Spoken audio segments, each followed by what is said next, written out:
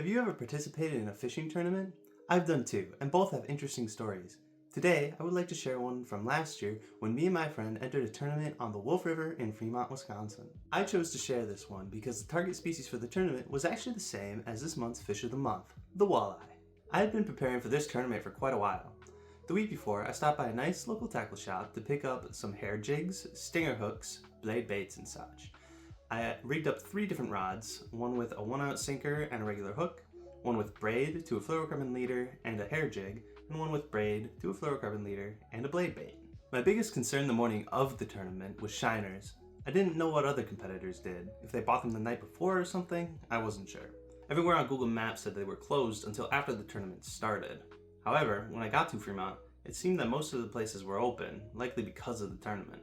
I grabbed a scoop of emerald shiners on my way to the landing, and all was well. On my way to the boat launch, Google Maps tried taking me down a road that was under construction. It was extremely muddy from the rain the night before, and when I tried it, my car started sinking into the mud. I managed to back out before getting stuck and took another route to the landing.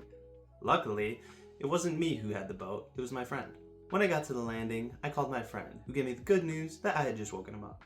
It was already 5:15 and check-in was at 6, but I knew it wouldn't take him too long to get there, so I wasn't super worried. While I was on the phone with him, I made sure to warn him about that muddy road and told him not to take it.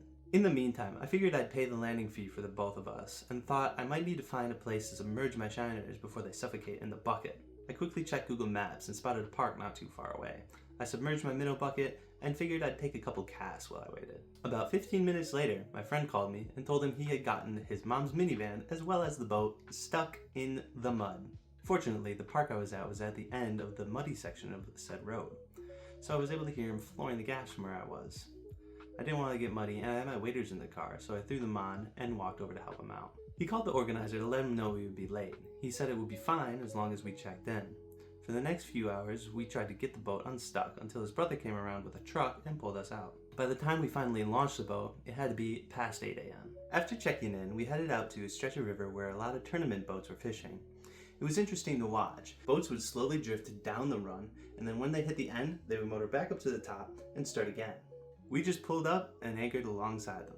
Our boat was just a 14-foot Lund John boat with a 20 horsepower motor. It was actually my dad's boat that he had sold to my friend.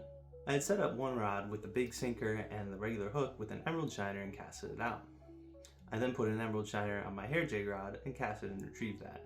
My friend had only brought one rod with a random crankbait, and he was actually the first to catch a fish. He hooked a smallmouth bass, and I remember while he was reeling, jokingly saying, "If this is a walleye, I'm gonna cry." Meanwhile, my jigging pole caught a clam, and my sinker pole caught 2 catfish and a sucker. At one point, another boat drifted really close to us, and I think I snagged my line on it. I thought it could have been a fish, as there were plenty of sturgeon in the Wolf River, but I wasn't fighting it properly, assuming it was the boat, and my line snapped. We tried a few different spots, but eventually we decided to head back early as we hadn't caught the target species. It was around noon, and the tournament ended at 2.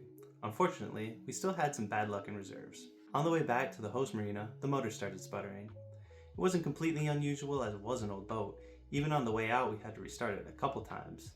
But then it sputtered one last time and died completely. My friend then looked at me with a stupid grin and held up the primer bulb, completely detached from the fuel line. Apparently, the old fuel line was not very sturdy and deteriorated to the point where the hose split. We slowly drifted backwards and into a riverbank where we called the organizer, who sent another competitor to tow us back to the marina. Though they were closed, they allowed my friend to buy a new primer bulb and actually installed it for him.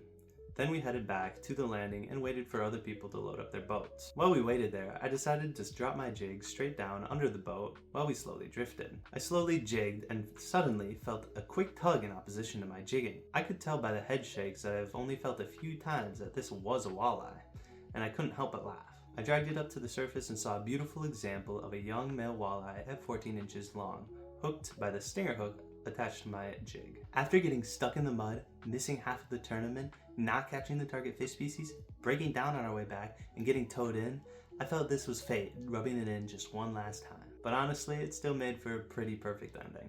So, with walleye being this month's Fish of the Month, I figured the story would be pretty fitting. If you catch or have caught a walleye this month, send it in. Stay safe, have fun, and good luck out on the water.